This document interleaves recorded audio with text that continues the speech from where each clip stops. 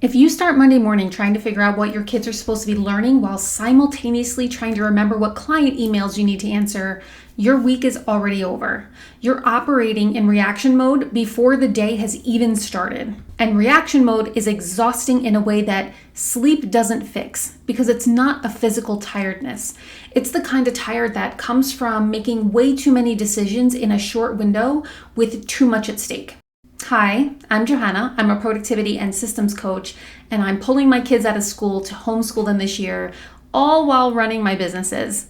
I'm building this in real time, same as you. And the single most important thing I've put in place before we even start is my Sunday planning ritual that helps prep my entire school week and my entire business week in under an hour.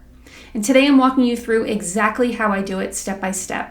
If you don't build something like this before your school year starts, you're going to spend every single morning of the year making decisions that you should have made on Sunday. And that is the fastest path to burnout that I know. Before I walk you through the steps, I want to define what a weekly planning session actually is, because most people are doing something that looks like planning, but it's not. A planning session is not writing down every single thing that you're going to do minute by minute from Monday through Friday. It's not creating a rigid color-coded schedule that accounts for every single subject, every single transition, and every single meal. I see parents do this in August and then they crash out by like October, November. They'll spend 3 hours building the most beautifully detailed weekly schedule that you will ever see. And then by Wednesday, they're already behind. And by the following Monday, they've completely abandoned it. And then they blame themselves for not being disciplined enough. And it's not a discipline thing. It's a planning problem. When you plan that rigidly, you aren't building a system, you're building a performance model. And performance models require everything to go right. Systems are built for when things go wrong. A real planning session is simply the act of making your decisions in advance. That's it. When you sit down on Sunday, your brain is more calm than it is any other day of the week. You're not in the middle of a phonics lesson and you're not on a Zoom call. You're not trying to mediate an argument between your kids while simultaneously answering a client email. You have the cognitive bandwidth to look at the week ahead and clear your eyes and decide what your priorities are. When you make those decisions on Sunday, you don't have to make them on Tuesday morning when the house is already chaotic. You just execute the plan. The decision was already made, and that is what saves you. Now, before we get into the steps, if you're trying to figure out how to manage a business and a homeschool without losing your mind in the process, hit the like button and subscribe. I put out new videos every Sunday specifically for parents doing both. Subscribing tells YouTube to show this channel to more people who need it, and it genuinely makes a difference. Okay, the ritual starts with a brain dump, not a to-do list. A brain dump, this is a big difference. A to-do list is organized. A brain dump is not. So take a blank piece of paper and write down every single thing that is floating around in your head in whatever order it comes out. Client deadlines, curriculum you need to print, groceries you're out of, the email you forgot to send on Friday, the permission slip that's been sitting on the counter for a week, right? The thing your kids said that you want to look into, all of it, get it all out of your head and onto this paper. The reason this step matters is that your working memory has a limit.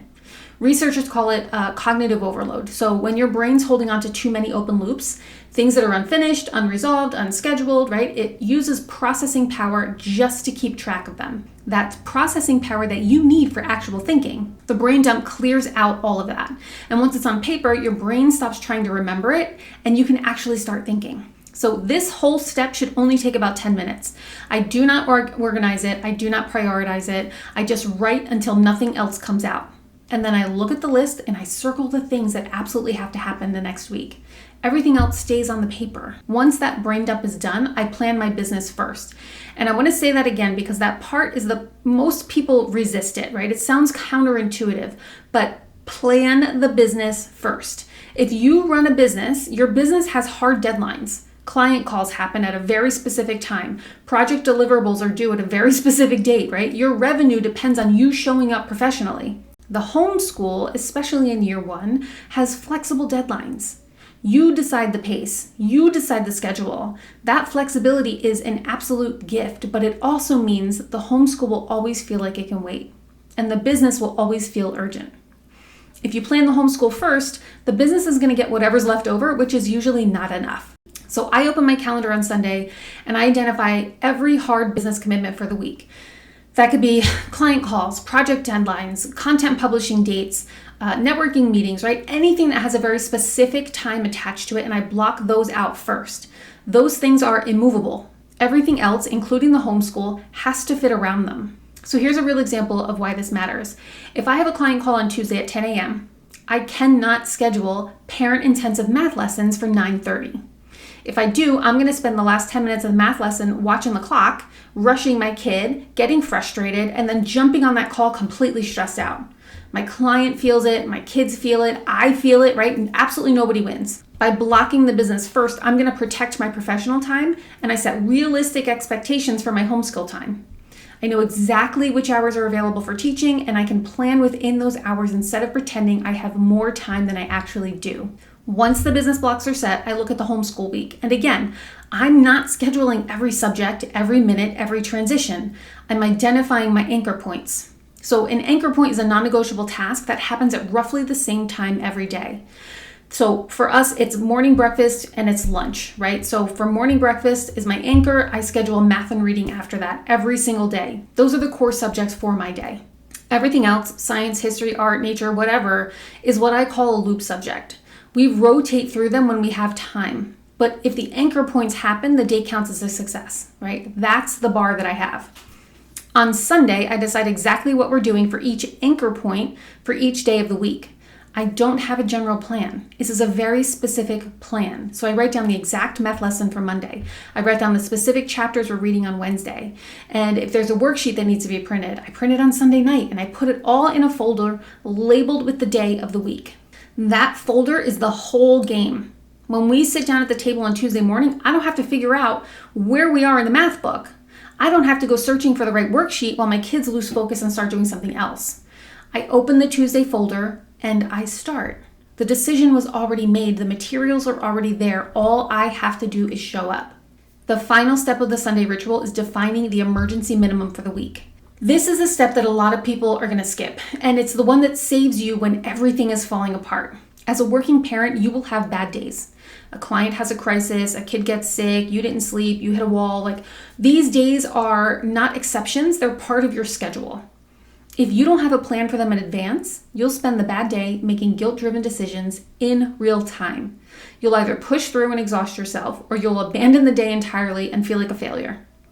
The emergency minimum solves this. So during my Sunday planning, I look at the week and I decide if Wednesday falls apart completely, what's the absolute minimum we need to do to call it a success, right? So for us, that's math and language arts. That's it. Those subjects, none of the other stuff, right? It's 30 to 45 minutes total for my two kids. And I write that down. It becomes a part of my pre-approval decision. When the bad day hits, I don't have to feel guilty about skipping history or science because I already decided on Sunday that the emergency minimum was good enough. I am not failing. I'm executing a plan I made when I was thinking clearly. This entire process, the brain dump, the business blocking, the homeschool anchor planning, the emergency minimum, right? It takes about 45 minutes. And those 45 minutes will save you hours of decision fatigue during the week. They're the difference between a week that feels manageable and a week that feels like you're constantly behind. If you're still trying to figure out how to fit those business blocks and the homeschooling anchors into the same day without them colliding, you have to watch the video I'm linking on this one once it's over. It's where I break down exactly how to structure your day so that math gets done without dropping your client work. Check it out and I'll see you over there. And if this helped you today, please subscribe before you go. It genuinely makes a difference for the channel.